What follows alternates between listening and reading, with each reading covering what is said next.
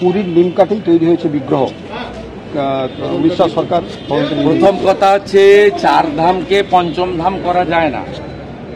আমরা প্রথম দিন থেকে বলছি যে এটা খাতায় কলমে কালচারাল সেন্টার। কাশীধামও সরকারি টাকায় তৈরি হয়নি। কাশীধামের গঙ্গার সঙ্গে করিডর পরিকাঠামোগুলো ভারত সরকার বা ওখানকার লোকাল যে সরকারি বোর্ড আছে তারা করেছে।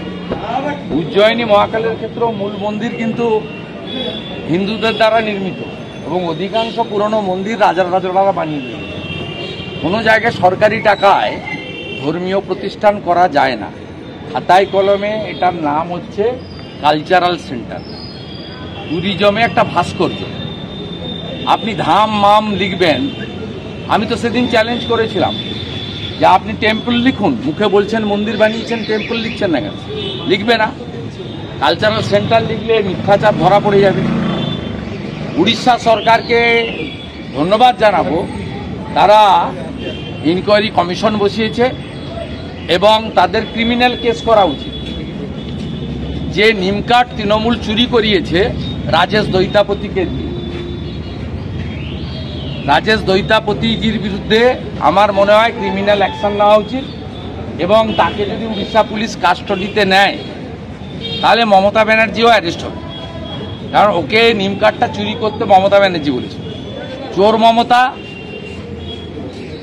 শ্রী জগন্নাথ দেবের নামে নিমকাঠটাও চুরি করালো উড়িষ্যা থেকে। এ লজ্জা রাখার জায়গা নেই। এটা বাংলা এবং বাঙালি ও হিন্দুদের লজ্জা। দাদা 5 তারিখ মুখ্যমন্ত্রী মমতা বন্দ্যোপাধ্যায় মুর্শিদাবাদ যাচ্ছেন, অবশেষে তাতে কি হয়েছে? উনি যাচ্ছেন, কি করতে যাচ্ছেন সোমবার দিন বিকালবেলা আমি কলকাতায় প্রেস কনফারেন্স করে বলে দেবো। 4000 পুলিশ নিয়ে যাচ্ছেন, কি করতে যাচ্ছেন সব বলে দেবো। আমার কাছে সব তথ্য আছে। পাট বাণিজ্যে কোনো লাভ হবে না। কোনো হিন্দু মমতা ব্যানার্জি এবং তার দলকে সমর্থন করবে না। আমি হিন্দুদের ভোটে জিতেছি নন্দীগ্রামে। অভিজিৎ গাঙ্গুলিকে এবং সৌমেন্দু অধিকারীকে হিন্দুরাই জিতিয়েছে। এটা আগামী দিনে গোটা রাজ্যের মানুষই দেখতে পারবেন। বাংলাদেশের পরে সরস্বতী পুজো বাধা দেওয়ার পরে মোথাবাড়িতে বেছে বেছে হিন্দু দোকান ভেঙেছে, লুট করেছে। হিন্দু হওয়ার অপরাধে হরগোবিন্দ দাস, চন্দন দাসকে বাড়ি থেকে বের করে এনে জবাই করার তরবারি দিয়ে কাটা হয়েছে, শুধু হিন্দু বলে। লাস্ট কাশ্মীরে আমার 30-32 বছর রাজনীতি হয়ে গেল, কলেজ জীবন থেকে অদ্যাবধি। আমি কখনো 84-তে দেখেছিলাম শিখ দেখে দেখে খুন করেছিল দিল্লিতে, শিখ রাইটে। এবারে দেখলাম প্যান্ট খুলে গোপনাঙ্গ দেখে হিন্দু চিহ্নিত করে তার স্ত্রী এবং ছোট বাচ্চার সামনে খুন করেছে। হিন্দুরা এর বদলা নেবে। হিন্দুরা প্রকৃত শান্ত হয়, তারা হঠাৎ রিয়াক্ট করে না।